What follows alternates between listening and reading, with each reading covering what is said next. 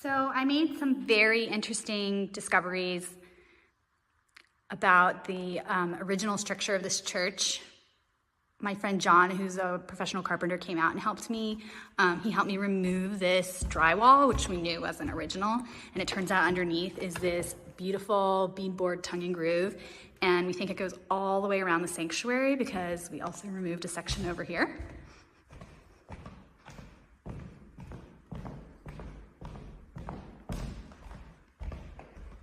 So we're pretty sure this goes around the whole sanctuary. There might be a couple sections where we need to patch because things got ripped out for electrical. But in opening up this section, we also realized the way things are patched down here, where you can tell it's a visible patch, and we've got some paint in there. That this door was probably not originally shaped like that. Obviously, it's a modern door, but we think it looked exactly like our doors over here. And there would have been one on either side because there's also a symmetrical, equally sized patch here that you can really notice.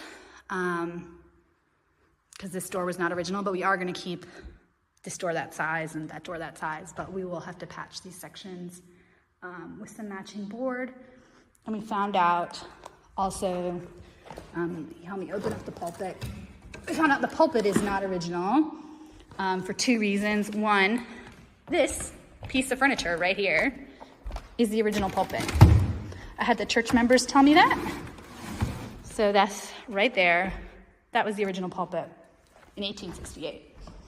But when you get into here, we've got machine milled, mass-produced nails right here, tacking those in, and machine milled, mass-produced nails here, putting this whole, all the pulpit framing. I'm guessing this was probably put in some after World War II. We think maybe the 50s when the first edition was built, but we don't really know. And then my friend John also helped me rip up some of the hardwood floorboard pieces. And this hardwood floor was a lot older than I thought it was because this is a hand-hewn, let me see if I can get a good close-up, nail. These are hand-hewn nails, handmade, not machine-made, probably in the Victorian era, in the late Victorian era. And this is what is tacking in the hardwood floor over top of the original. But here's the original floor, and you can tell it's original because it's stained and finished.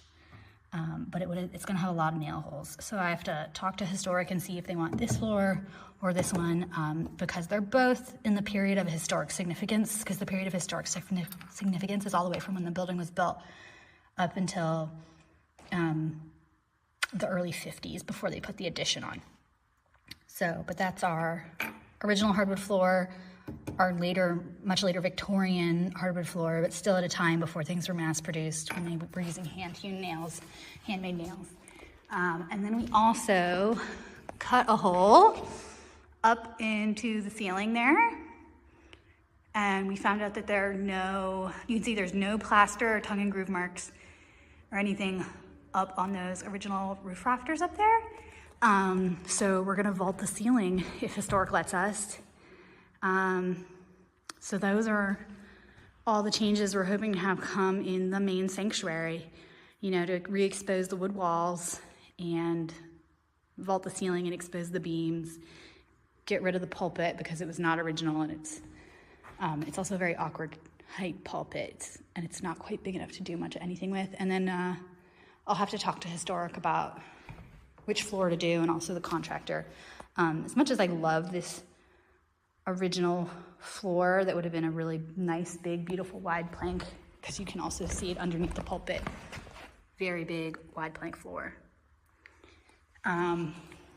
It might just be too difficult and labor intensive to rip up this floor because it was very well installed with these giant nails that when you remove it, leave these huge gouges. So I have to talk to a general contractor and decide how much would that cost, how many holes would we have to fill, and make a determination about what makes the most sense, both economically and in terms of just preservation. You know, because ripping up all those nails is not going to be great for the floor. So we'll have to decide. But those are all the really nice new exciting discoveries we made. As we have kind of started taking stuff apart. I'm very excited about the walls, to have something other than drywall, which is very modern. I'm so lucky that they have these original doors. And then the vestibule, that's much newer. But yep, here it is.